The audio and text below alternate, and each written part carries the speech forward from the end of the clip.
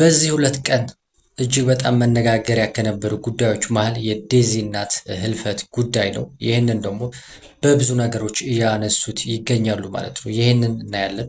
ሌላው ጉዳይ የአዶናይ ወንድማችን አለ ከአንድ ወዳጁ እንግዲህ የተሰጠው የወርቅ ሽልማት አለ ወይም ስጦታ አለ። እሱን እናያለን። እንዲሁም ደግሞ ሌሎች ቪዲዮዎች አሉ እናያለን ማለት ነው።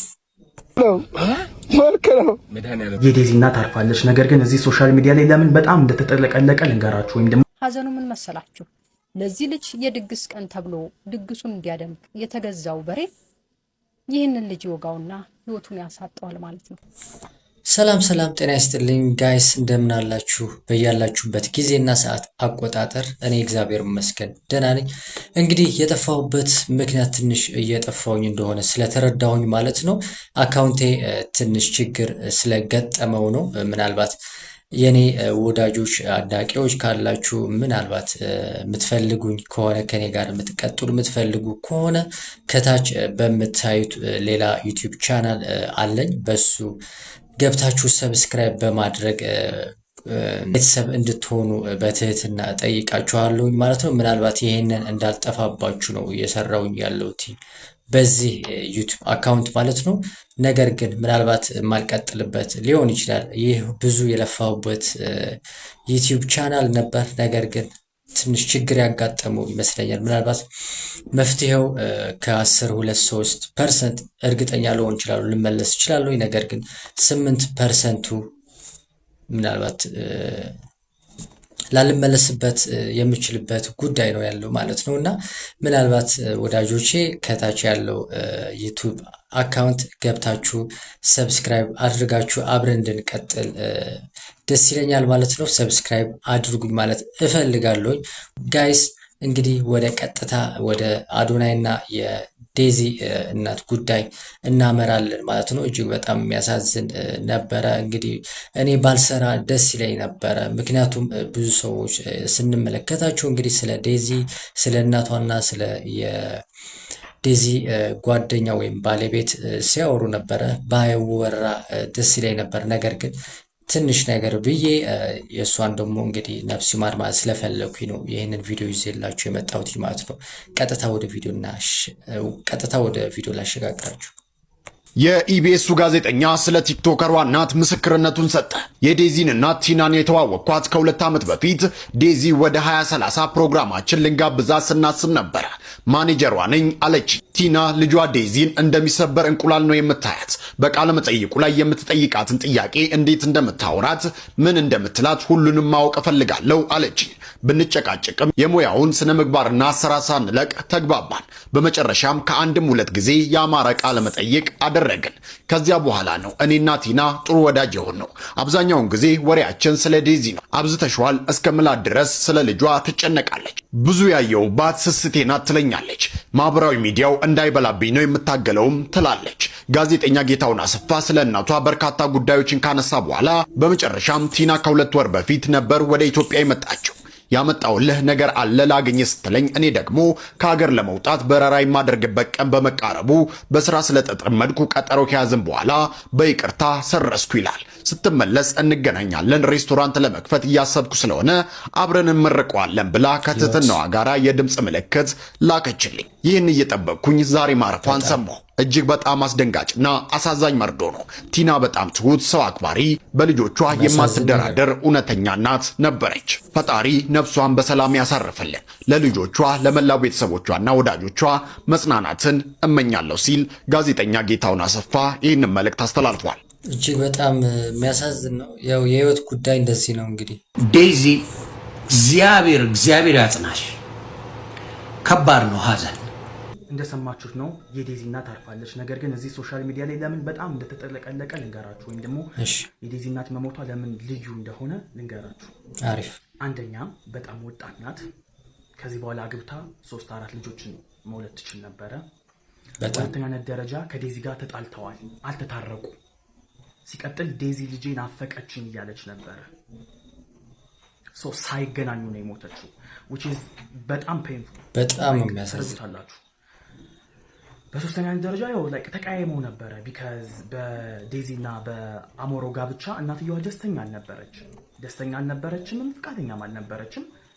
ዴዚ ጀስት አገባችው። ከዛ በኋላ ግን በዛው እንደተኮራረፉ ነው ህይወቷ ያለፈ ማለት ነው። እና አሁን እዚህ ሶሻል ሚዲያ ላይ በጣም ብዙዎቻችሁ ዴዚ ስትወቅሷት አንቺ አረመኔ ነሽ፣ ለእናትሽ ያልሆንሽ ምናምን እያላችሁ ስትወቅሷት እያየሁ ነው። እናቲቷ አንዴ አርፋለች፣ አትመለስም። አሁን ዴዚ አግብታ እየኖረች ነው፣ እርጉዝም ናት፣ ነፍሰ ጥሩም ናት። ሶ የማንም ጥፋት ይሁን የማንም ጥፋት እዚህ ሲቹዌሽን ላይ ዴዚን መውቀስ ሌላ ተጨማሪ ችግሮችን ማምጣት ነው ብዬ አስባለሁ። እንደገና ዴዚ የሆነ ነገር ራሷን ብታደርግ እንደገና ሌላ ነገር ውስጥ ከመግባት ልክ ነው። ኦኬ ከዴዚ ጎን ሆኑ። ኦኬ አጽኗት።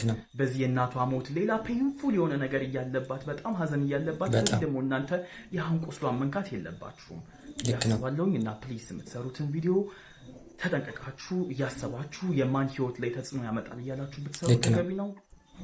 ባይ ዴዚዬ፣ እኔ እናት እግዚአብሔር ያጽናሽ። አም ሶሪ ፎር ዮር ሎስ።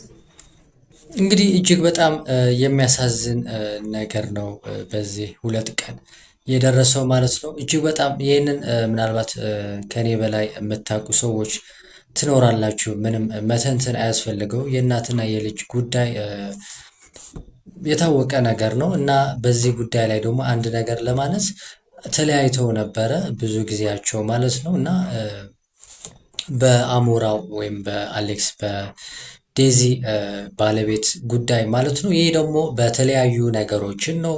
እሱ ከብሔር ጋር እጅግ ጥሩ ያልሆነ ልጅ ነው ብላ ነው የምታስብ የነበረው የጄዚ እናት ማለት ነው። በዚህ ነው ጥላቸው የነበረው ማለት ነው። ከዚህ ጉዳይ ደግሞ ብዙ ሰዎች እያነሱ ነበረ። እሷን ዴዚን እየጎዷት ነበረ በሀሳብ ማለት ነው። እንደዚህ በአንቺ ምክንያት ነው ህይወቷን ያጣችው እያሉ ብዙ ነገር ሲነጋገሩበት ነበር ማለት ነው። ይህንን ጉዳይ ተገቢ አይደለም፣ ጊዜው አይደለም። ሁሉም ነገር በጊዜ ሲሆን ነው ጥሩ የሚመስለኝ። ለሁሉም ነገር ጊዜ ስላለው ማለት ነው። ምናልባት እቺ እህታችን ዴዚ ደግሞ እንግዲህ ልጅ ነች፣ ልትጎዳ ትችላለች። በሀዘን ላይ ሌላ ሀዘን መጨመሩ ልክ አይደለም። ዮኒ ማኛም በዚህ ጉዳይ ላይ ቪዲዮ ሰርቶ ነበር እና ብዙ ተቃውሞ አለ። በአጠቃላይ እኔ እዚህ ጉዳይ ላይ ብዙም የማውቀው ነገር ስለሌለ ባልገባ ደስ ይለኛል። ነገር ግን ሰዎችን ባንጎዳ ማለት እፈልጋለሁ። ማናውቀው ብዙ ነገር ሊኖር ስለሚችል ነው። እግረ መንገዴ ደግሞ እንግዲህ መጽናናትን እመኛለሁ ለሁላችንንም ማለት ነው። በተለይ ደግሞ ለዴዚ ጽናት ይስጥሽ፣ መጽናናቱን ይስጥሽ ማለት እፈልጋለሁ። ወደ ቀጣይ ቪዲዮ ላሸጋግራችሁ። ህይወት እጅግ በጣም አጭር መሆኗን ከዚህ ልጅ የተማረን ይመስለኛል ብዬ አስባለሁ። እንግዲህ እየተመለከታችሁ ነው በሶሻል ሚዲያ። ይህ ወጣት ታዳጊ በጣም ህልም የነበረው ከጎንደር ዩኒቨርሲቲ በኤሌክትሪካል ኢንጂነሪንግ ጥሩ በሚባል አመርቂ በሚባል ውጤት የተመረቀ ነው። ታዲያ በዚህ ደስታ ቤተሰቦቹ ለሱ ድግስ ያዘጋጃሉ። ሳምንት ነበር የተመረቀው። ወደ ነበረበት ወደ ትውልድ ስፍራው እንግዲህ ቤተሰቡ አጅቦት ይሄድና እዛም የነበረው ቤተሰብ ደስተኛ ሆኖ በሬውንም ምኑንም ያዘጋጃል ማለት ነው። ታዲያ በእንደዚህ አይነት ደስታ ውስጥ የነበረው ቤተሰብ በጣም በቅጽበት በሚባል ሁኔታ ከባድ ሀዘን አጋጥሞታል። ሀዘኑ ምን መሰላችሁ? ለዚህ ልጅ የድግስ ቀን ተብሎ ድግሱን እንዲያደምቅ የተገዛው በሬ ይህንን ልጅ ይወጋውና ህይወቱን ያሳጠዋል ማለት ነው። ከዚህ በላይ ሀዘን ከየት ታመጣለህ ወዳጅ? በዚህ ጊዜ እንደዚህ አይነት ወሬዎች ነው በቃ ጆሮአችንን እያደነቀሩ ያሉትና ይህን ህልመኛ ይህን ወጣት በእንደዚህ አይነት ሁኔታ እንግዲህ የተቃጠለበትንም ትምህርት ጭንቅላቱ ያን ሁሉ እንግዲህ አሳልፎ ምንም ሳያርፍ እንደዚህ አይነት ሁኔታ ውስጥ አልፏል ማለት ነው። ታዲያ ይህ ቤተሰብ ከሀዘን ከደስታ ወደ ሀዘን በእንደዚህ አይነት ሁኔታ አሳልፏል። በጣም የሚያሳዝን ነው። በነገራችሁ ላይ እንደዚህ አይነት ስሜቶች በጣም እንደ ሀገር እያስተናገድን ያለብንበት ወቅት ነው። በፊት ሰው ሞተ ስንባል እንግዲህ በእድሜው ገፋ ያለ ሰው ነው አይደል ሲሞት የምናውቀው። አሁን ግን ከኛ እጅግ በጣም የሚያንሱ በጣም ትንንሽ ልጆች በማይሆን ሁኔታ እንግዲህ ህይወታቸው ሲያልፍ እንመለከታለን። እቺ አይናችንን እንግዲህ ጨፍነን በምንከድንበት ቅጽበት ወይም ደግሞ ምራቃችንን በምንጥበት በትችኛዋ በቃ በጣም በትንሿ ቅጽበት እዚህ ምድር ላይ ምንም ነገር ሊሆን ይችላል። የንስሐ ጊዜ ሳይኖር ነው የምትሞተው በዚህ ሰዓት ማለት ነውና ነገ የሚባለው እጅግ በጣም ሰማይ ላይ ያለ ቀን እስኪመስል ሰማይ ላይ ያለ እንግዲህ ነገር እስኪመስል የማትዳስሰው የሆነ መጥቷል አሁን ላይ።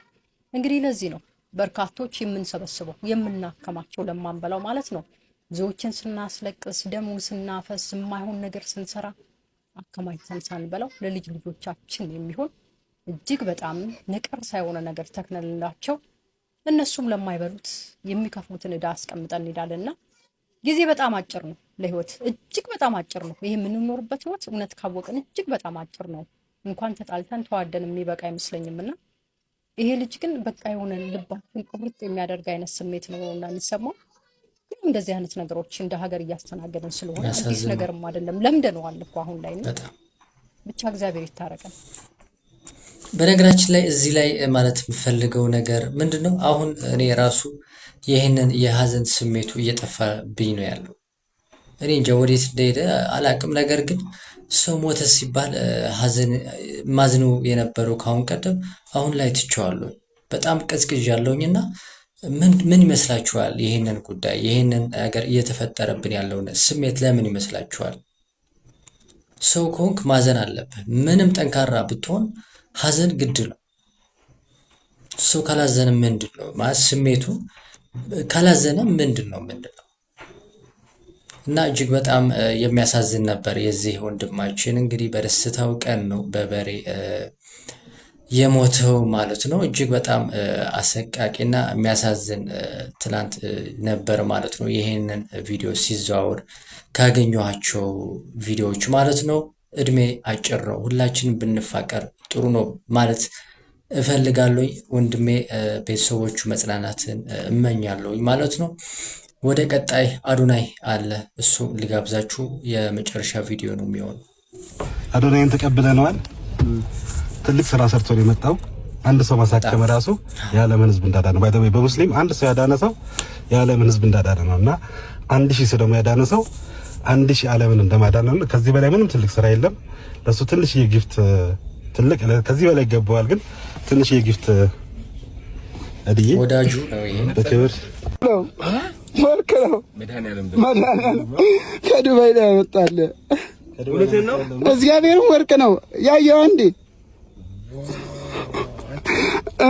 ተመሳሳይ ነው። አርግደን ፌክ ነው አንልም መቼስ ሌላ ሲልቨር አለ በሲልቨር በወርቅ ዲጂታል ይገባል። ከዚህም በላይ ማድረግ ደስ ይለኛል። ወደፊት ከዚህም በላይ እናደርጋለን። ዊል ፓወር ሪቪው ወርቅ ነው ይሄ።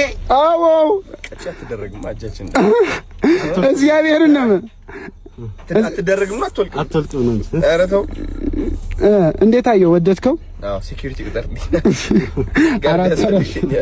አንተ ብሎ ነው ያ ከዚህም በላይ ሰርፕራይዝ እናድርግ ብለን ነው። በጣም ደስ ብሎኛል። እንዴት አየው? ናፒ እንግዲህ አይኖች ከዚህ ወርቅ ጋር ከዚህ ወርቅ እኔ ምን እንዳደረኩት የነበረኝ ቆይታ ይህንን ይመስላል። እስካሁን ቆያችሁ እጅግ በጣም አመሰግናለሁ። አዶናይ ወንድማችን ከዚህ በላይ ይገባል። ይሄ ሲያንስ ነው ከምታደርገው ነገር አንጻር ማለት ነው። እንግዲህ ይህ ወንድማችን እንደተናገረው ከሆነ አንድ ሰው ካዳንክ አንድ ዓለም እንዳዳንክ ነው የሚቆጠረው ብለዋል። በሙስሊም እምነት እንግዲህ በጣም ጥሩ ነገር ነው ማለት ነው። ሁላችንም ይህንን ነገር ብናደርግ ያው ጽድቁ ከፍ ይላል ይጨምራል ማለት ነው። ምንም እዚህ ምድር ላይ ከዚህ ውጭ ምንም ተስፋ የለንም። ሰው ካላገዘ ሰው ካልረዳን ምንም ተስፋ የለንም። እኛ ብንሞትም ወደ አፈር ነን። ጥሩ ነገር ብናደርግ ግን ወደሚባለው ወደ ገነት የሚባለው ህይወት ወደዛ ነው እንዲሸጋገር። ስለዚህ ምንም ተስፋ የለንም። በጎ ነገር ከማድረግ ውጪ ሌላ ምንም ተስፋ ሊኖረን አይችልም። ለራሳችን መኖር እንችላለን። ነገር ግን ለሰው መኖር እጅግ በጣም ትልቅ እድል ነው ማለት እፈልጋለሁ። ጋይስ የነበረኝ ቆይታ ይህንን ይመስላል።